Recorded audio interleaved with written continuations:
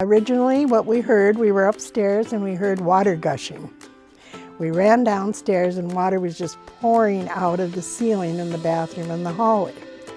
So we right away called the plumber and he came, turned it off and investigated, and it turned out he found a little pipe, water pipe coming from outside, coming into the basement, had about a 1-inch split in it, and that was the cause. But why it happened, the next guys came that were doing the cleanup, and they kind of investigated up into the ceiling, and sure enough there were icicles and everything hanging in there.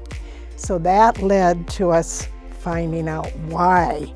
And then we discovered that the wall on this side of the house had started coming in. At that point, they recommended we getting that wall pushed out, and then American Water Works came into the picture. It was very pleasant. He came in and he drew pictures and everything and showed us what they were going to do and why, and explained how it would work, and we were just very impressed and said, yeah, go for it. We're happy with what you're showing us.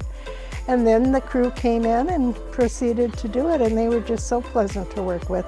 They were careful, didn't disturb any of our flower beds. They were neat. It just went smoothly, and I was very happy with the results, and I thought it looked very nice. I was surprised how nice it looked. It cleaned up very nicely. I was just 100% pleased.